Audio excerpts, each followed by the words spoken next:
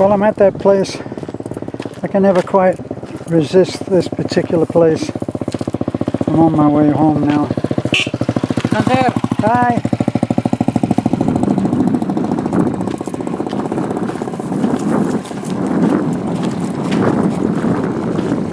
And this is where you can see far into the distance. And of course the sunset. Early for the sunset, yet still very high.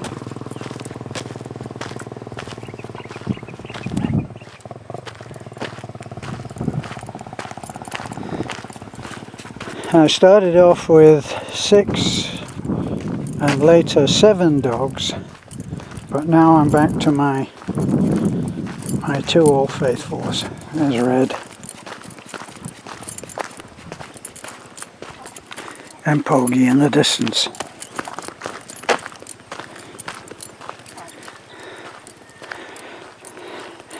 And from my friend Carey, who wanted to know where did I get the roosters from if we don't have any at the farm anymore. Well, there they are. They're at somebody else's farm. Now, still, the sun is still low. Look, I got a 30-foot shadow. And we'll be having a full moon soon.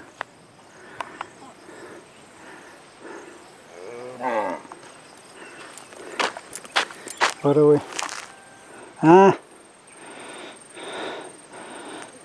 Got the shepherds coming. Shepherds. Cattle, not sheep. The nearest thing I see to a sheep is Poggy.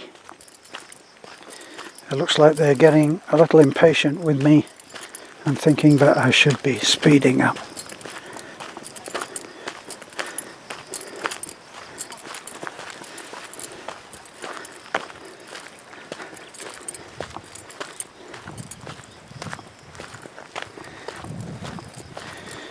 When I lived in California, I actually lived in Sylmar for most of the time, and while I was there I started making furniture.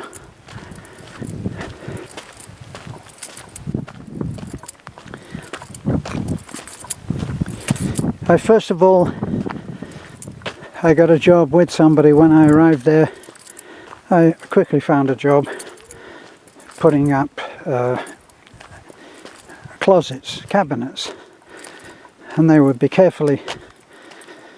most of the time they'd be carefully worked out by a designer who would make the first call, quite a reasonable sized company, and then all of the pieces will be cut like a jigsaw puzzle, like Lego, and they would all go together, usually quite quickly. When we went single-handed, one man would take them in a truck, a van, and he would put it all together, and it would all go together in a day, about usually as much as $8,000 worth, but because it was all carefully worked out, it would go together in a day. For those days, they didn't last long, because once I went to Malibu, and when I got there, as I began to set the thing out, the customer said, well, this is not going to work for me. And apparently the designer had not allowed for the hanging of long dresses. So what could I do about that, she wanted to know. Well, there's no point in putting up something that's not going to work for them. So I had to start mixing and matching and trying to do something that would make her happy. Well, come about 5 o'clock, I'm already late for getting home. I still got to get back from Malibu, even if it was 5 o'clock. It may not have been that late. But I knew that I had to be back by 5:30 to 6, because my son was only able to stay after school until 5:30, and then the person who took care of the kids, just watched over the kids in the playground, would have to go home. He was hired until that time, and that was it. Well, in that particular case, I did my best to get home, but I didn't get there until 6 o'clock, fortunately. And the man obviously knows that he can't dump a child out on the sidewalk, so he was still there and had very kindly stayed. But I didn't get to finish the job, and the next day I had to give them the news that I had to go out again. Well, it wasn't priced for two visits, so I was hauled into the office, and what had happened was that the company had been bought. It had been bought out from a lady who had been running it. She owned it and she sold the company out, but she maintained a part ownership partnership, and she was in there not so nice, not so pleased with the fact that I had left before finishing the job. And she said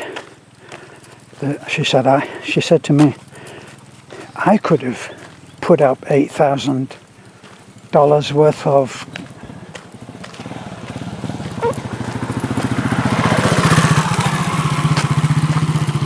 she maintained that she could have installed $8,000 worth of closet work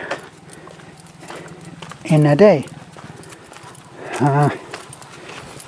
I actually liked the people who had bought out. The guys that had bought out were really nice guys, and I got along tremendously well with them. I knew I wasn't going to be able to stay, and it was right on the tip of my tongue to saying, well, you could put it up in a day, but not on $8 an hour. So I explained to them, sorry, I have a child and I have to be home for him. So that didn't go down too well, and very soon after that somebody hired me to custom make fitted cabinets in their double garage, and I did that. And as soon as I did that, somebody else in the same road came to me. Hey Julio. While I was working on that, they saw me working on it, and they came and offered me to do the same in their garage. So it went from there to working in my own double garage making furniture, and that was the start of a new and different life.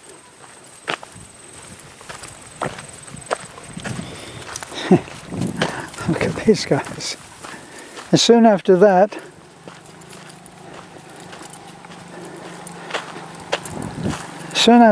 I started to make some one-off pieces of furniture, custom furniture, which was in a particular style. What they in California, what they call distressed furniture, and that is furniture that is old. Well, of course, you know, you can become quite skilled at making something new look old, and I found that was something that I took to. And during that time, and I actually told this story a little, let me say, day before yesterday. Unfortunately, something happened with the camera, and the card stopped recording, so I waffled on and you never got to hear the story. But that was where I started the story about doing distressed furniture, and in some of the techniques that I learned to make furniture look old and distressed, and quite expensive when you can do that. And that mound there reminded me of one particular technique that my friend told me. Sorry, but it's getting a little bit smoky here. So when he talked about his time making furniture in Mexico before he came into California, and he said that when the religious statues were made, and they were made out of wood, a hardwood.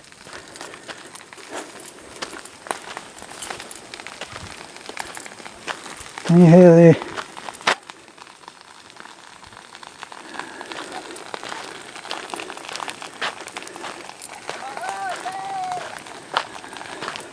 see, so the fire's quite close.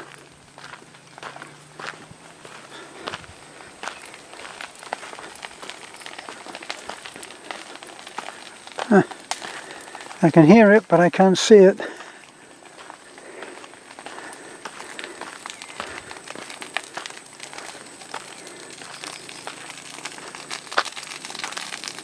Oh, there it is. God, it sounded very close. Look at that.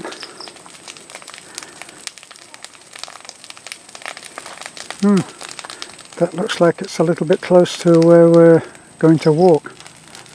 Wow, look at that. Yeah, well, what they would do with these newly carved pieces, which they would want to look ancient, they would take them and they would bury them in these huge termite hills. They'd dig a hole in the termite hills, throw the piece into the center, and then bury them back up again. And then they'd leave them there for a period of time, and when they came back, the termites had been feasting on the piece, and that it would look 100 years old.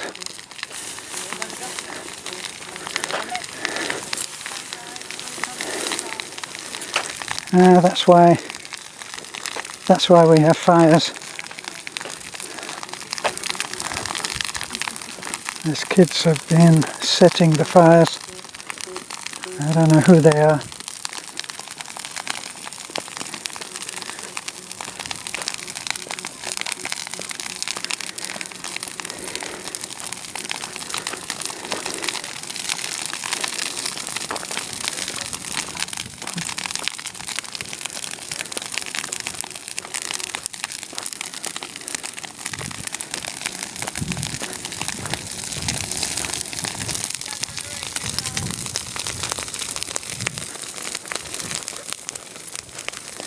Those things really can get out of hand,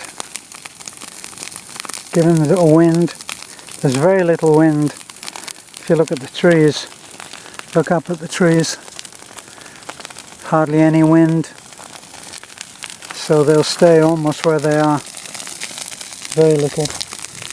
But boy, that could do this whole patch in no time at all with the right wind. Well, anyway, our antique piece would now be beaten a little bit with chains and other things, and then they would be sold as antiques.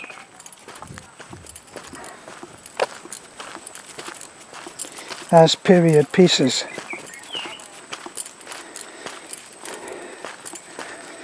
I used to make big panelled doors, And I would make them with very small panels of about, say, 6 inches, 4 to 6 inch panels, covered in panels, and a shaped, perhaps a pair of doors, so a double door, and it would go to a peak, you know, a little bit like you would see in a church.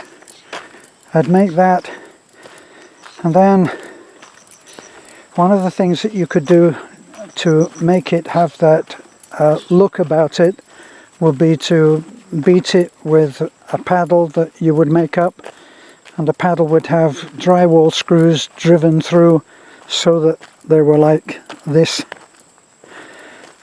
you know, a little bit like a ping pong bat, table tennis bat.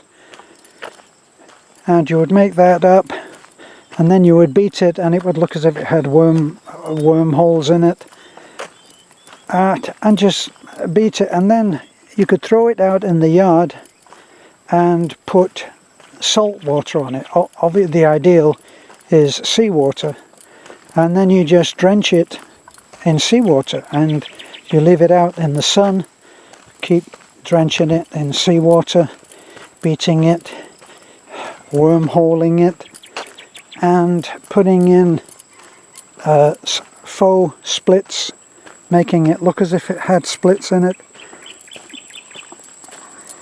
We're getting right for the sunset now. See how quickly that happens. And at the end of that, when it finally dries out, it would look as if it was 100 years old.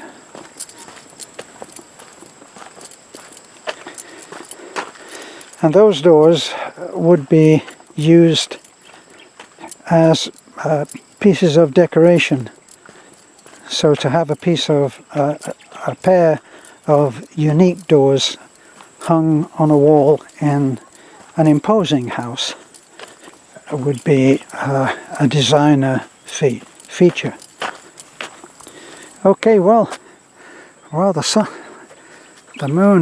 has gone down, and the moon is now getting ready to take control.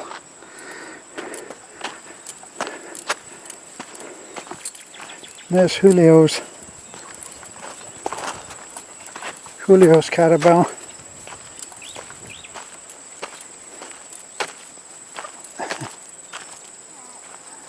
Julio's carabao is pregnant, so we'll be seeing a baby there soon.